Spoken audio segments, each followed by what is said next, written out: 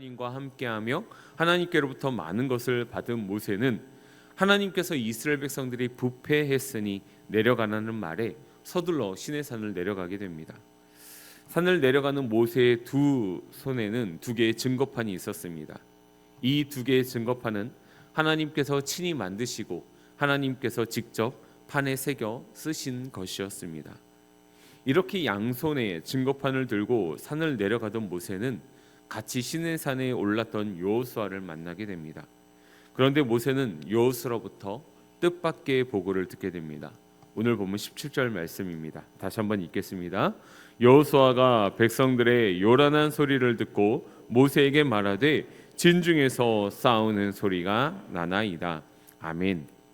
사실 이 소리는 싸우는 소리가 아니라 이스라엘 백성들이 금신상을 만들고 그 앞에 절하며 제사를 드리며 먹고 마시며 일어나 뛰노는 행위에서 나는 소리였습니다.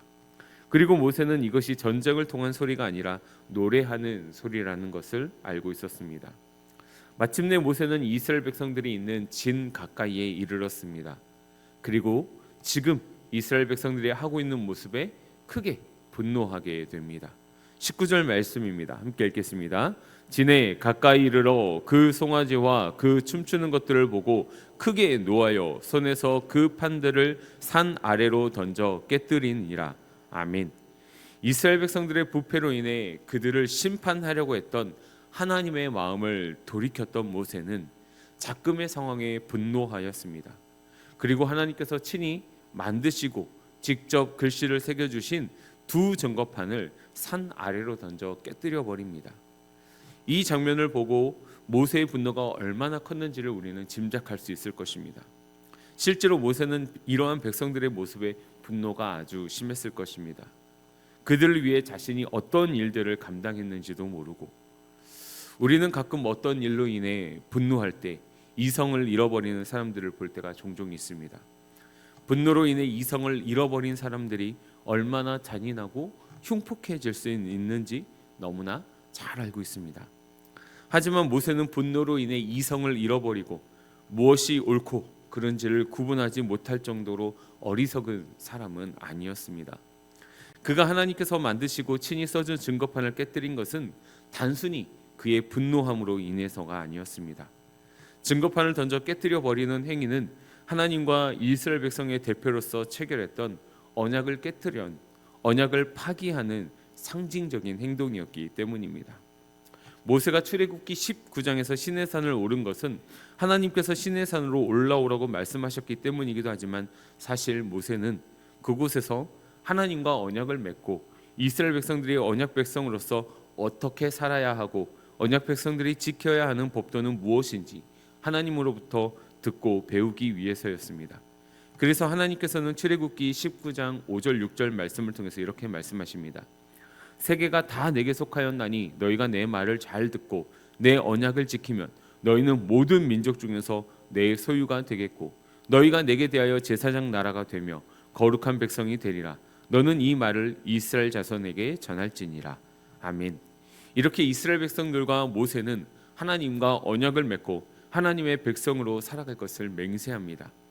그리고 이렇게 언약을 맺었음을 나타내는 것이 바로 오늘 본문에서 모세가 들고 오는 두 증거판이었습니다. 그런데 지금 이스라엘 백성들은 여호와 하나님이 아닌 다른 신을 섬기는 모습을 보여주고 있습니다. 한마디로 말해서 하나님과 맺은 언약을 지키지 못한 것이죠. 그렇다면 이들은 하나님의 언약을 지키지 못함으로 인해 심판을 받아 멸망당해야 할 상황에 놓이게 되었습니다.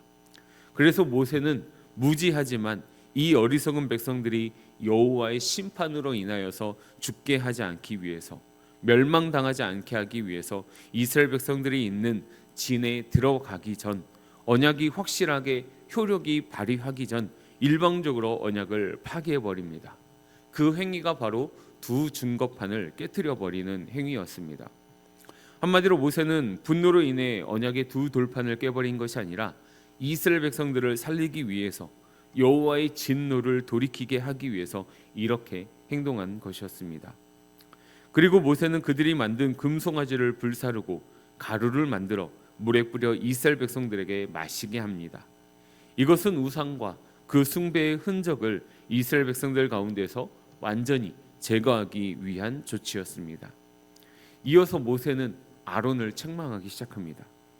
모세의 책망에 돌아오는 아론의 대답은 백성들이 모세의 생사를 알 수 없었기에 우리를 인도할 신을 만들라고 해서 그들에게 있는 금이 있는 자는 빼어서 아론에게 가져왔기에 아론이 불에 금을 던졌더니 금송아지가 나왔다.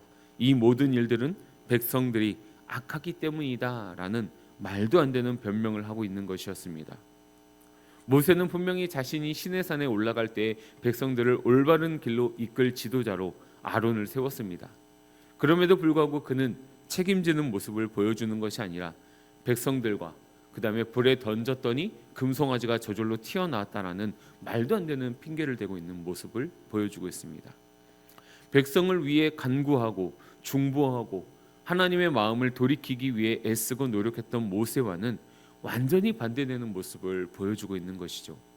사랑하는 영가족 여러분, 우리 주위의 이스라엘 백성들처럼 때로는 부족하고 연약한 지체들이 있습니다. 아론처럼 그들에게 영향력을 받는 것이 아니라 모세처럼 그들에게 선한 영향력을 끼쳐 그들을 하나님의 사람으로 온전히 세우고 인도해 나가는 삶이 되시기를 소망합니다. 모세는 이제 백성들 앞에서 큰 결단을 내리고 백성들에게 외칩니다. 오늘 본문 26절 말씀입니다. 함께 읽겠습니다. 이에 모세가 집 문에 서서 이르되 누구든지 여호와의 편에 있는 자는 내게로 나아오라 하매 레위 자손이 다 모여 그에게로 가는지라. 아멘. 모세는 이스라엘 백성들에게 누구든지 여호와의 편에 있는 자는 자신에게 나오도록 합니다. 그러자 레위 자손들이 모세 앞으로 나왔습니다. 이렇게 자신 앞으로 나온 레위 자손들에게 모세는 뜻밖의 명령을 내리죠. 그것은 바로 칼을 차고 이스라엘 전행 이쪽 끝에서 저쪽 끝으로 이동하면서 형제와 친구와 이웃을 죽이라는 것이었습니다. 레위 자손들은 모세의 명령에 순종했고 이 일로 인해 3,000명 정도가 죽임을 당했습니다. 우리는 한편으로 모세가 왜 용서해 주지 않고 이렇게 잔인한 결정을 했느냐라고 물을 수 있습니다. 그러나 모세는 우리가 생각한 것처럼 잔인한 사람이 아니었습니다. 그는 먼저 회개하고 돌이킬 기회를 주었습니다. 그 기회가 바로 누구든지 여호와의 편에 있는 자는 자신에게로 나아오라라는 외침이었습니다. 이 외침에 반응한 사람들이 있었고 반응하지 않는 사람들도 있었습니다. 반응한 사람들은 여호와의 편에 서서 회개하고 돌이키기로 작정한 사람들이었고 반응하지 않는 사람들은 그 죄를 뉘우치지 않고 하나님께 돌아오기를 거부한 사람들이었습니다.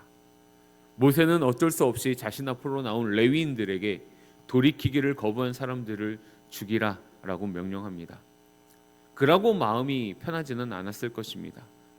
하지만 이 방법밖에는 없었습니다.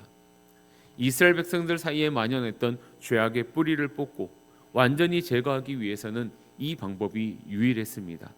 그리고 이 또한 하나님의 말씀이었고 명령이었습니다. 이 일에 동참한 레위 사람들에 대해 모세는 여호와께 헌신하게 되었느니라 라는 말과 함께 여호와께 복을 구하는 것으로 오늘의 말씀을 마무리하고 있습니다. 모세가 이들을 이렇게 축복한 이유는 그들이 비록 하나님과 맺은 언약을 어기긴 했지만 이스라엘 자손들이 여호와 하나님의 거룩한 백성이라는 정체성을 다시 회복할 수 있는 기회를 마련해 주었기 때문입니다. 사랑하는 영가족 여러분, 우리 모두는 이스라엘 백성들처럼 하나님의 거룩한 백성이라는 정체성을 가진 성도라는 이름으로 이 세상을 살아가는 존재들입니다. 우리가 이 거룩한 정체성을 유지하는 비결은 바로 여호와 하나님만 섬기며 우리의 믿음과 신앙의 순수성을 지키는 것이죠. 어떠한 경우에도 이 거룩함과 순수성을 잃어버리지 않는 삶이 되시기를 소망합니다.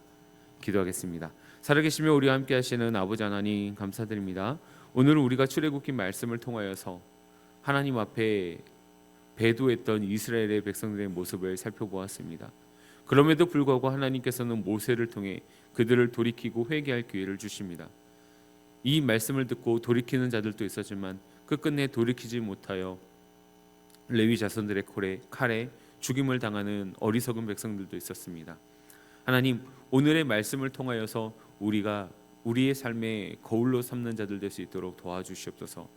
우리가 이 세상의 성도라는 거룩한 이름으로 살아갈 때 하나님, 우리가 하나님 앞에 항상 성결하며 거룩함과 심실함과 또 신앙의 순수성을 잃어버리지 않고 오직 여호와 하나님만 섬기며 예배하며 나아가는 우리의 삶이 되어질 수 있도록 도와주시옵소서.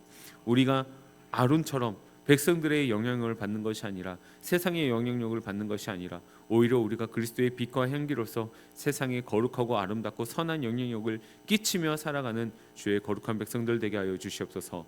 오늘 하루도 우리의 삶을 붙들어 주시고 우리의 삶을 지키시고 인도하여 주시옵소서. 감사드리며 우리 주 예수 그리스도의 이름으로 기도드리옵나이다. 아멘.